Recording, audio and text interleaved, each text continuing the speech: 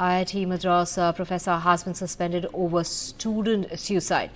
PhD scholar died by suicide in March, and now there was in fact a status update on his mobile phone back in March which said, "Sorry, I am not good enough." The student's family had accused the professor of inhuman treatment. To get more on this, we have my colleague Sam joining us. Sam, apparently other students have confirmed harassment by the professor, and that is what has led to his suspension.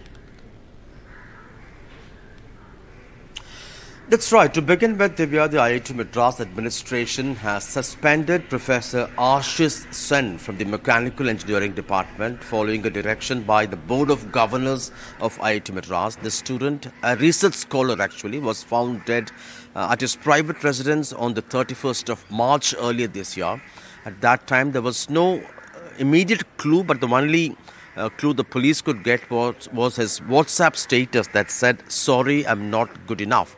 And they immediately suspected it could be a case of suicide. And later, investigation also confirmed that IIT Madras had formed a committee under retired IPS officer Tilakavati to inquire into this death by suicide. Based on their recommendation, now the IIT Madras has suspended Professor Ashish Sen, and they say all procedures were followed.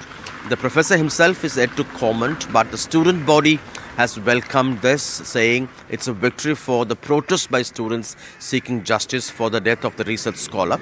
It's a worrying trend in many IITs across India, the death by suicides, and IIT Madras ranks number one in that sense, a dubious distinction.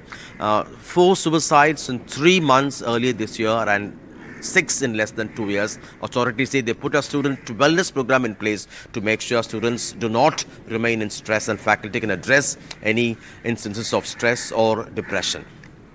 Right, Sam, thank you so much for joining us with those details.